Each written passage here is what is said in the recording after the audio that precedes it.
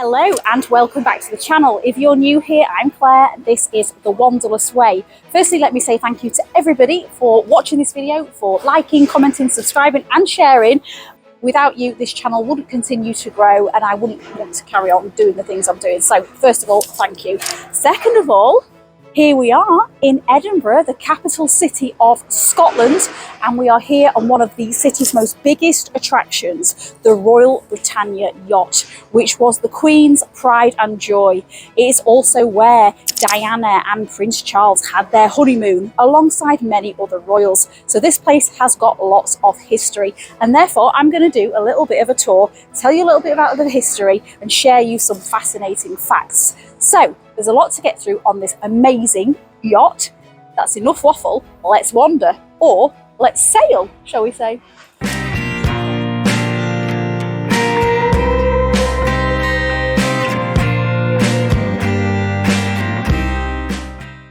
Famously described by Queen Elizabeth II as the one place I can truly relax, the Royal Yacht Britannia holds a special place in British royal history. Built in 1953, having been commissioned just 2 days before the death of King George VI, this 412-foot floating palace was to become iconic in the new Queen's reign. At John Brown's yard on Clydeside, the 4,000-ton Royal Yacht is ready for launching by Her Majesty. It was at this same yard that the Queen, as Princess Elizabeth, launched the battleship Vanguard in 1944. 3 years later, she named the Coronia. But this is the first launching ceremony she has attended since her accession. Thousands of dock workers, many of whom helped to build the royal craft, give the Queen a warm reception as she walks past them to inspect the yacht. Since its launch, this prestigious testament to British engineering has become one of the most famous ships in the world. During Britannia's service, she played host to 4 royal honeymoons, welcomed several US presidents, and provided a secluded home for the Queen and her family on their travels. Fans of the Netflix series The Crown may recognise the yacht too, and anybody who followed the dramatic happenings of Charles and Diana will know this ship formed part of that infamous honeymoon. Today, Britannia welcomes over 300,000 visitors annually, and now it's our turn. In this episode, we'll wander the ship's 5 impressive decks, peep inside staterooms including royal bedrooms, and see what life was like for the many people who kept Britannia moving. So me hearties, get those sea legs ready as we jump aboard this floating palace. Today you can find Her Majesty's Yacht Britannia in the port of Leith, Edinburgh, where it arrived in 1997 following its final farewell voyage around the UK, having departed Portsmouth. Poignantly, it was from the very same Portsmouth where she'd set sail on her very first maiden voyage to Malta right back in 1954, full of hope and aspiration during Britain's post-war years. But that's not exactly where the story starts. The royal family has a long history of seafaring, starting with the first official royal yacht being gifted to Charles II by the Dutch in 1660. It would take just over a year for the ship to be complete, during which time its name remained a secret. This was the first royal yacht to be built with complete ocean-going capacity and designed as a royal residence to entertain guests around the world. It was built by John Brown & Co. at the same shipyard in Clydebank, Scotland, where other famous ocean liners, the Queen Elizabeth and Queen Mary, were also constructed. The ship's official launch was in April 1953, less than 2 months before Queen Elizabeth's coronation. During the launch, she cracked a bottle of English wine against the ship's hull, because in post-war Britain, champagne was considered too extravagant. During this momentous occasion, everyone was to finally learn of its title. For many months there has been speculation about the name of the new yacht, and there's an air of expectancy as Her Majesty steps forward to perform the actual launching ceremony. I name the ship Britannia. I wish success to her and to all who sail in her. Britannia sailed for almost 44 years, travelling more than 1 million nautical miles and visiting 135 countries. The vessel also played a key role in Britain's diplomatic work, allowing the Queen to serve as a host wherever she went. Prior to its launch in 1953, the royal family would use ships from the Royal Navy or even passenger liners for the overseas portions of the royal tour. But Britannia was far more than a swanky royal cruise liner.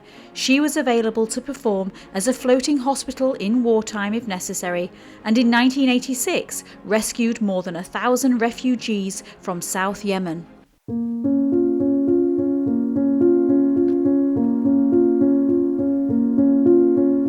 The Royal Britannia remains the last of 84 royal yachts, ending a tradition that first began in 1660.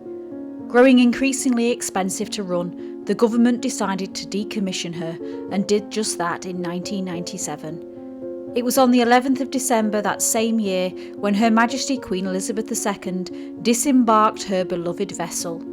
The clocks inside today are stopped at 3:01 p.m. to mark this poignant moment. During the decommissioning ceremony, it was noted that although she'd never publicly done such a thing before, on this occasion the Queen was to shed a tear. Today, when we board as a visitor, it's almost like travelling back through time, to see the ship locked forever in a moment when the Queen said her final goodbye.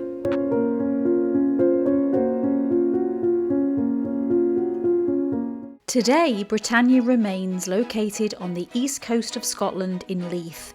This has been an active port for at least 1,000 years, and it was from here that the government announced that Britannia would spend her retirement. There were many contenders to the race, but in the end, Leith pipped Manchester to the finish line. With the Queen being a regular visitor to the city of Edinburgh, and Leith Port having both a history with royal ships and the capacity for ocean-going vessels, it secured Britannia a place, and the rest is history.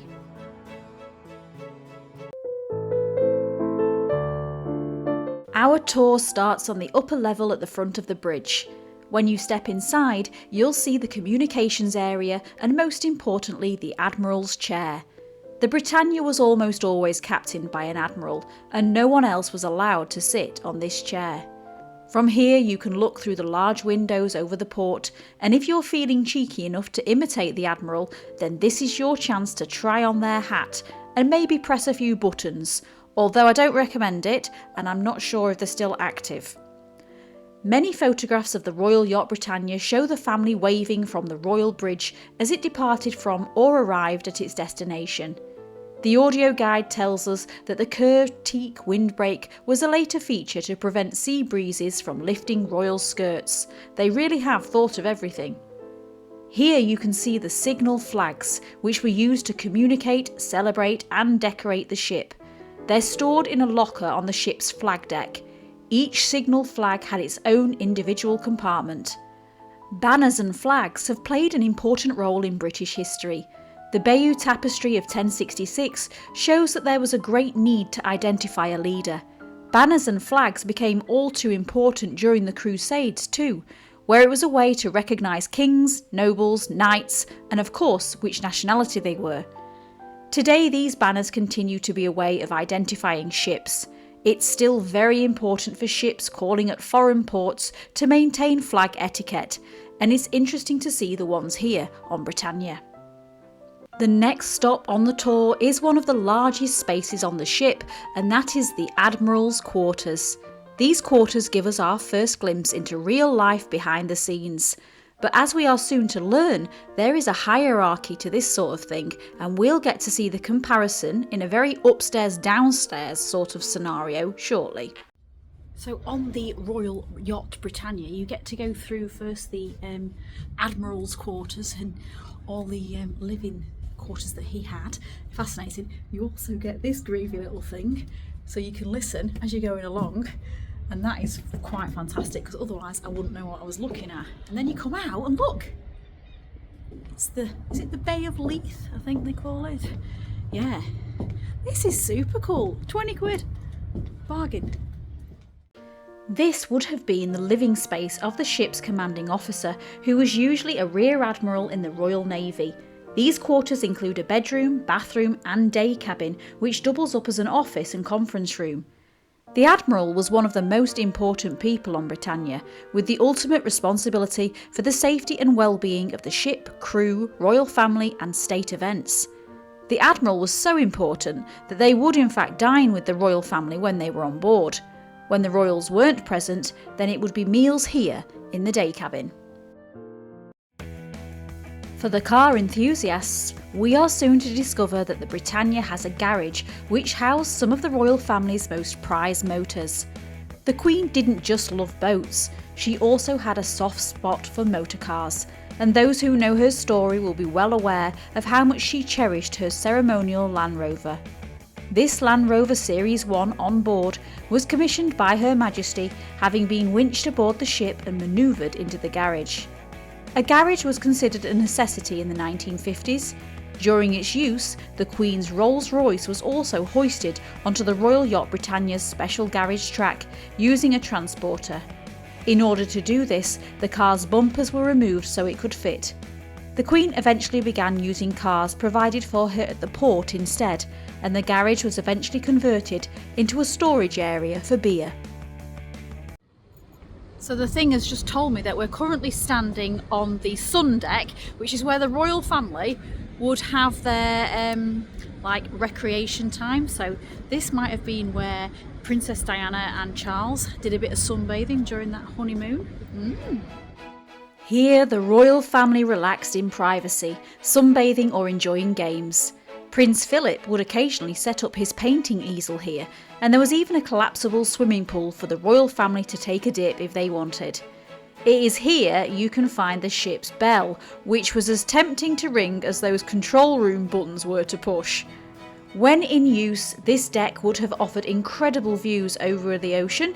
It's also the best place to try out your Titanic impression. I'm the king of the world! The sun deck is overlooked by the Sun Lounge, a beautiful teak-lined room with rattan furniture. It features large windows offering panoramic views. This was considered a favourite spot for the Queen, a somewhat home away from home, and she used it as a family room which offers privacy from the rest of the ship. We also learn that the Queen would often take breakfast and afternoon tea here. And if, like the Queen, you also fancy indulging in a spot of afternoon tea or light refreshment, then this is the perfect time to mention what sits above this sunny room. The Royal Deck Tea Room, now open to visitors. The Royal Deck Tea Room can be visited at any time during your tour, but please do check times as it isn't open all day. Once fit for royalty, it's an ideal place to stop for a bite to eat or drink in truly glorious surroundings. The tea room offers waterfront views and a waiter service, and was traditionally used by the royal family for cocktail parties, deck games, banquets and events. Whilst there, we try a chicken sandwich and possibly the best cheese scone that I've ever eaten.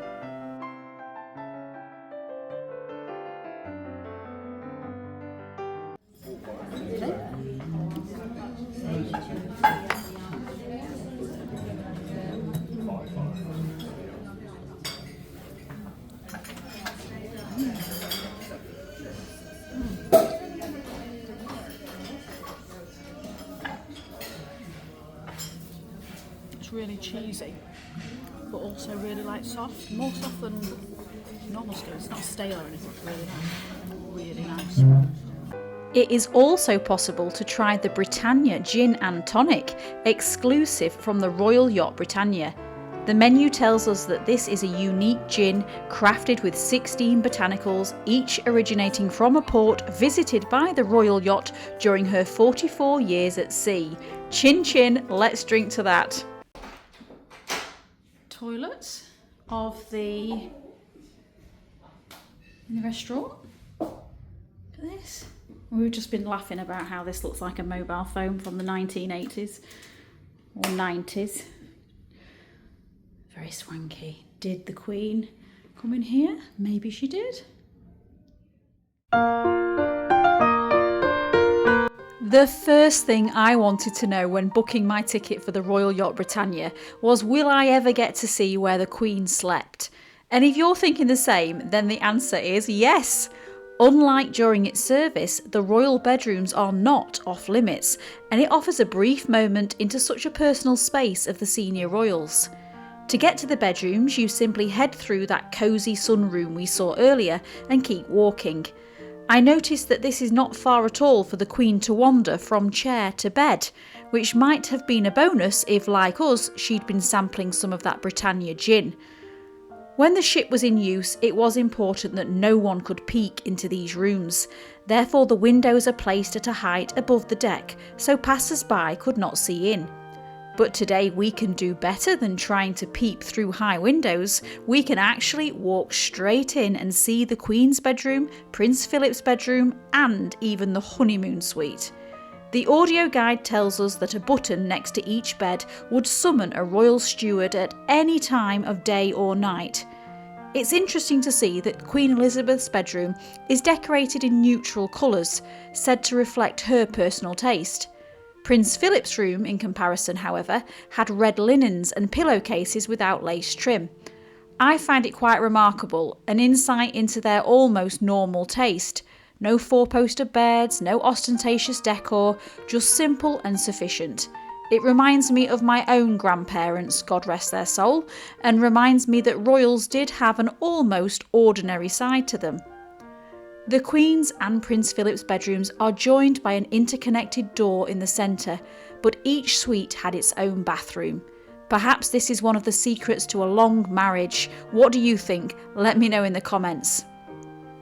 Opposite the Queen and Prince Philip's bedroom, and perhaps the one which Lady Di fans want to see, is the only room on Britannia with a double bed. This, we're told, was ordered on board by Prince Charles for his honeymoon with Princess Diana. Who knows what secrets this room holds? Eventually, when the royal children came along, this room and the adjoining ones were used as nursery suites.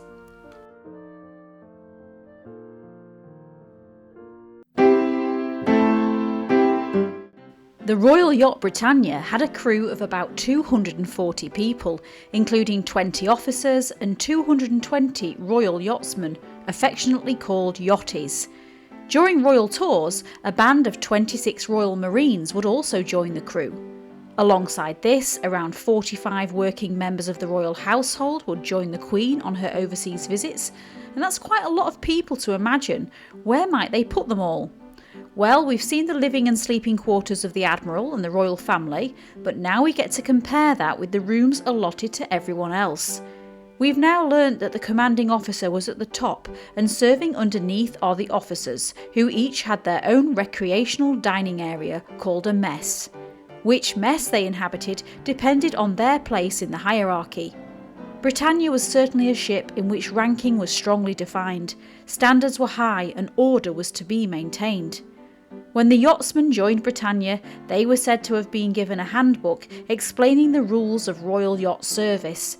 This included various orders, including for them to be neither seen nor heard near the state apartments, and certainly not to discuss happenings on board, i.e., what happens on the yacht stays on the yacht.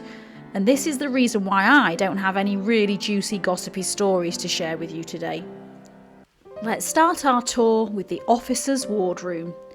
Britannia's equivalent of a gentleman's club, the officers' wardroom is where the top-ranking officers relaxed and dined after long days at sea. It is decorated with photographs of the royal family and various collectible pieces, including a button from Nelson's uniform. The room consists of a private bar area with an adjoining dining room. The evening meals here would be a formal affair, for which officers would wear traditional naval uniform. An invitation to dine with the officers was much sought after by members of the royal party. The Queen, the Duke of Edinburgh, and other royals would have dined here.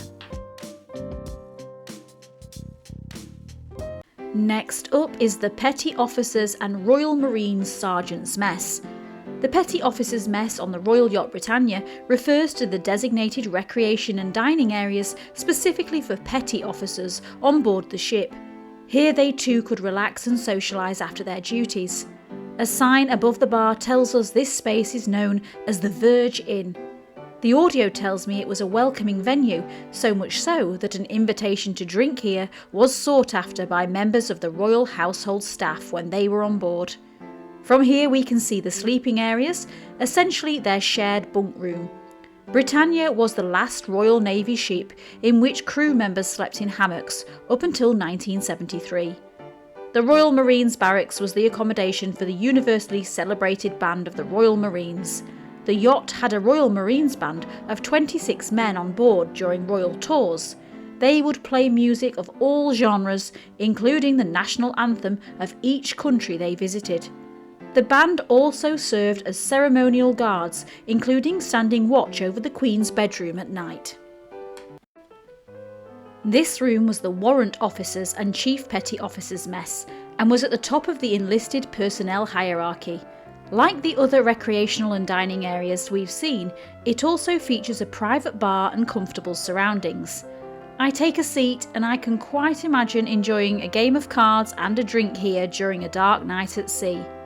Now that you've seen them all, which mess would you most like to spend time in? Let me know in the comments.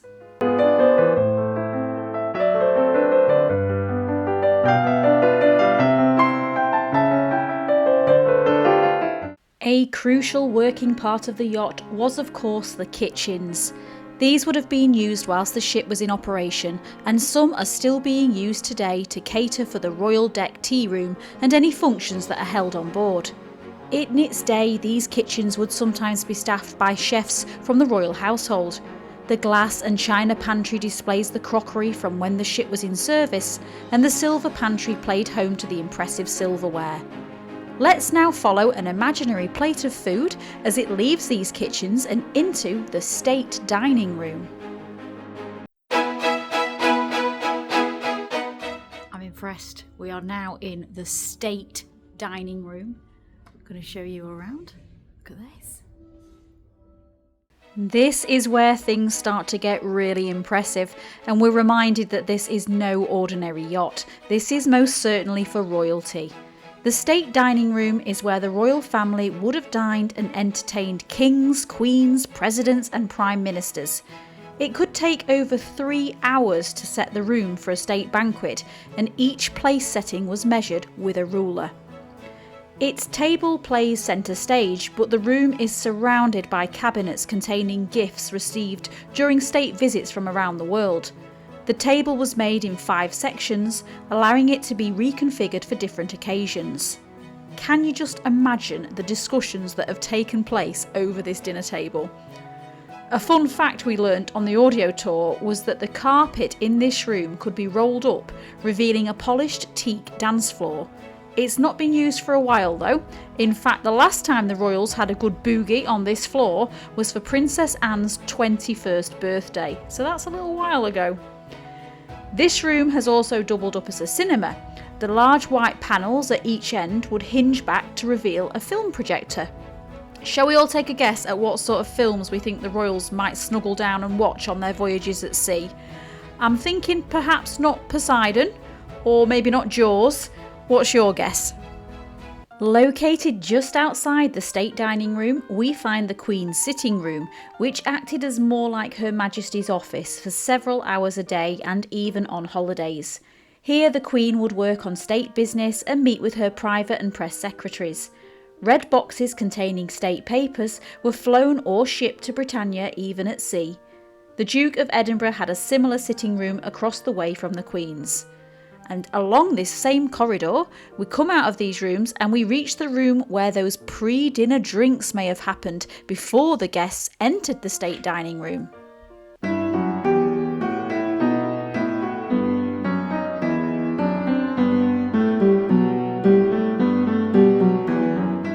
With a country house appearance, this state drawing room, which can hold up to 250 people, would be a hubbub of fine chatter and activity during its use.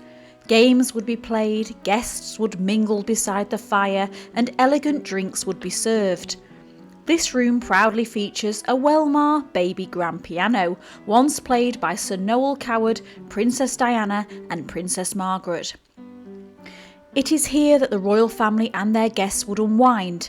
This room has played host to royalty, world leaders and celebrities alike, including Winston Churchill, Frank Sinatra, Margaret Thatcher, Nelson Mandela, Ronald Reagan, Bill Clinton and Boris Yeltsin.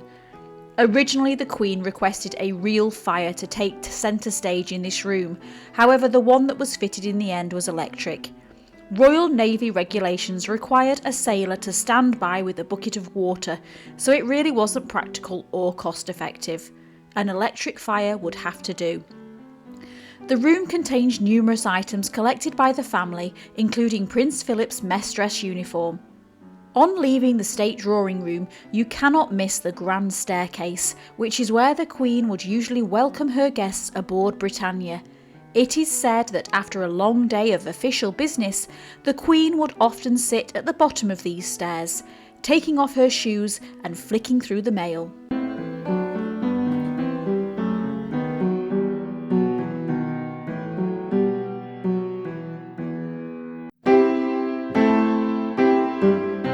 One of the highlights of Royal Yacht Britannia is undoubtedly the gleaming engine room, which has remained almost unchanged since its construction in 1953.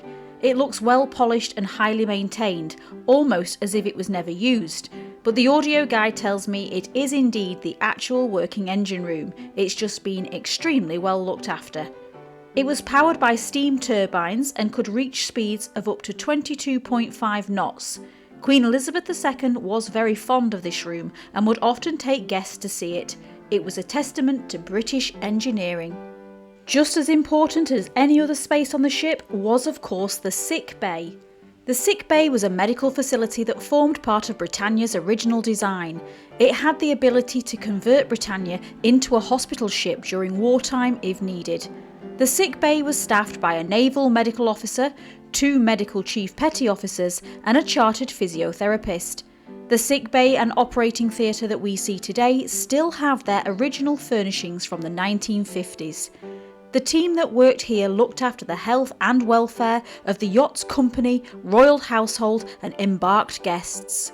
The Queen, however, had her own doctor who would accompany her on voyages. Today the sick bay looks very much the same, although it's treating patients of the stuffed corgi variety rather than actual royals.